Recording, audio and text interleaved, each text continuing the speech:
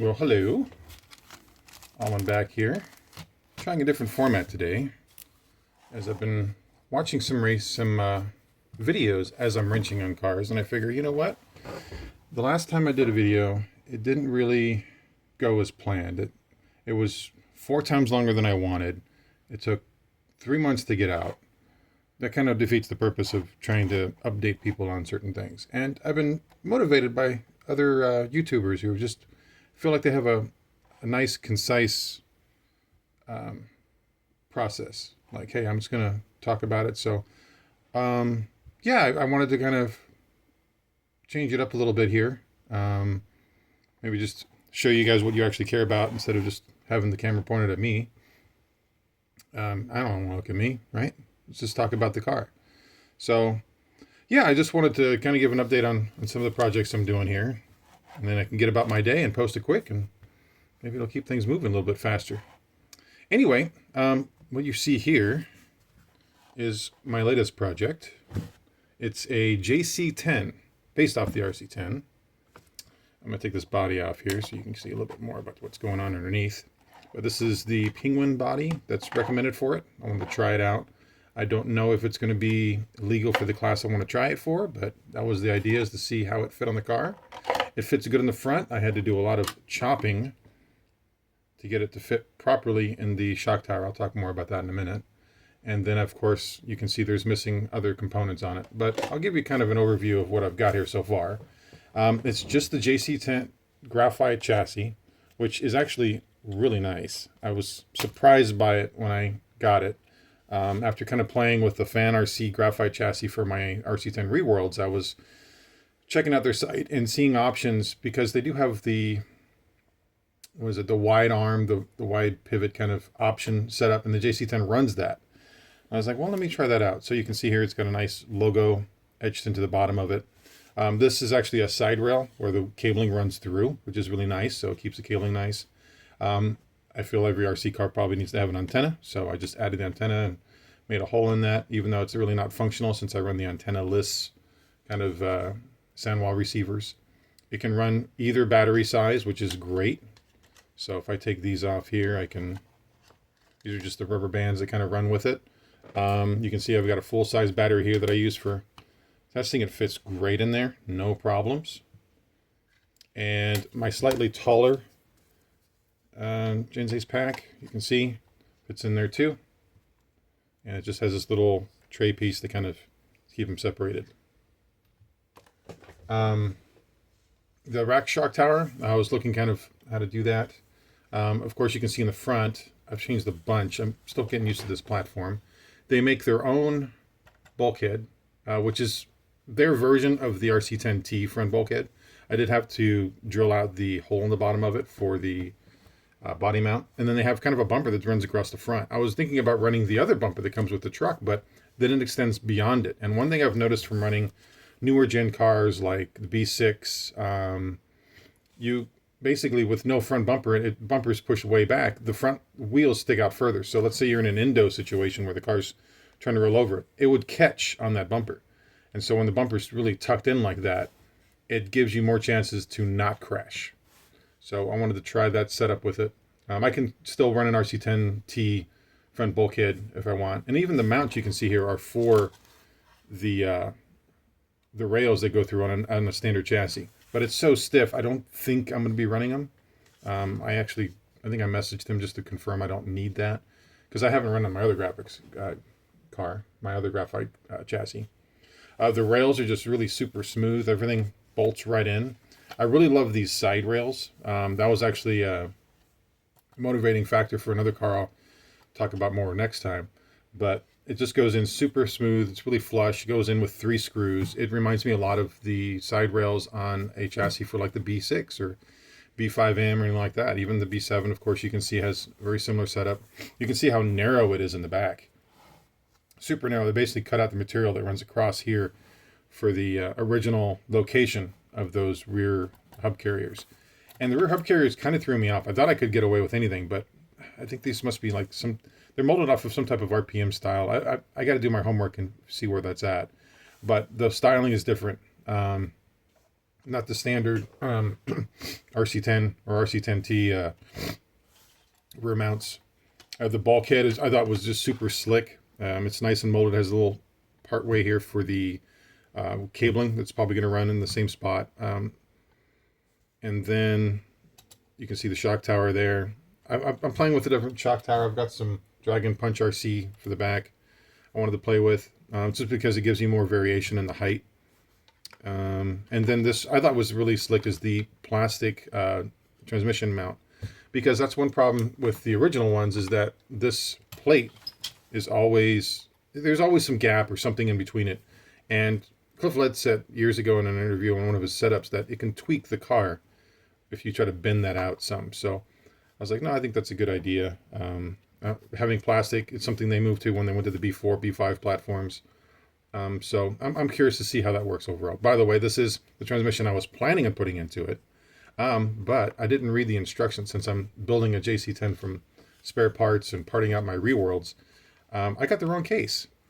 The case is super slick. This is actually a case that fits the newer style B6 transmission. So it's running a top shaft from a DR10, and then it's running the idler and the ball diff from the RC10 B6 the B6 platform right now, and it runs great. And the crazy thing is the screws kind of threw me off. Go check their website, bottom of JC Racing UK's website. You'll see a JC manual, and you'll see that these three screws here actually just is the cover to access the screws.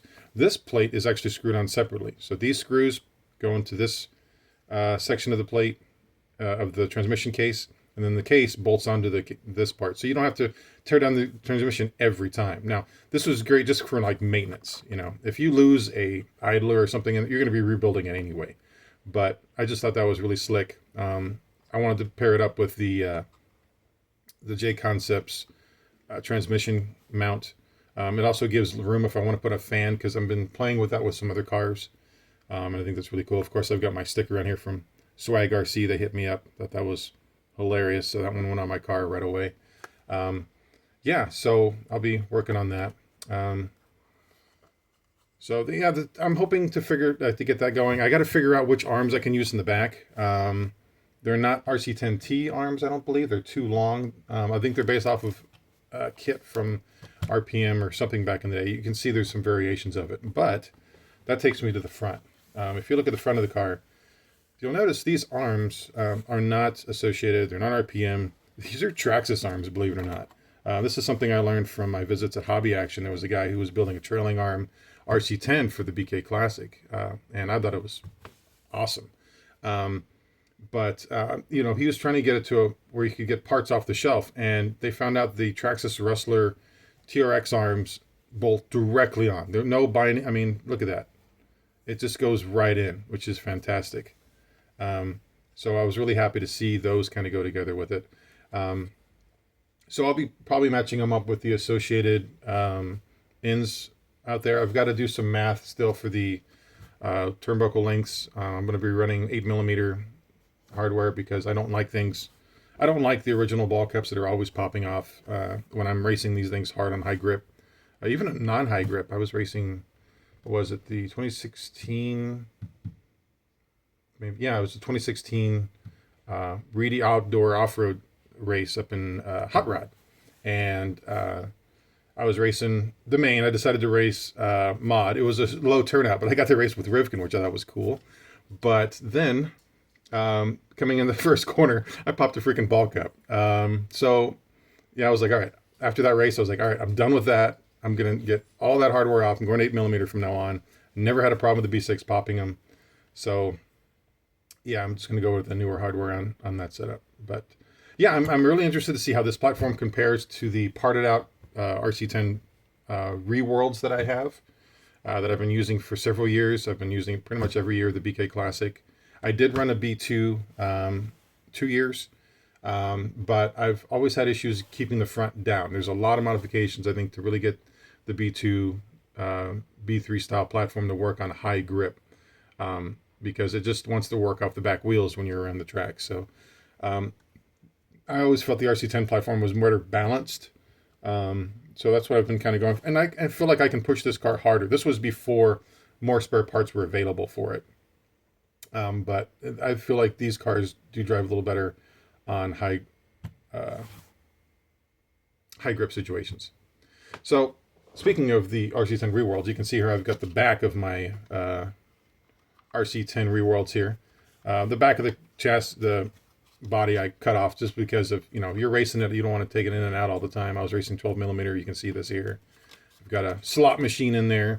And the transmission, I have to give it to Associated because I put 10 years on this thing, maybe rebuilt it once, and it's still running. The idler gear is badly feathered. You can see it. Like, okay, I got my money's worth out of it. So I just rebuilt it lightly, and I was going to order parts, and Hobby Action hooked me up again, and I ordered some Fan RC idler gears. So I'm going to try matching those up. I'll double check the bottom diff housing. It looked okay. So I'm just going to go through the transmission, kind of have that as a spare, and this is going to be my primary. I want to try on the JC10 anyway.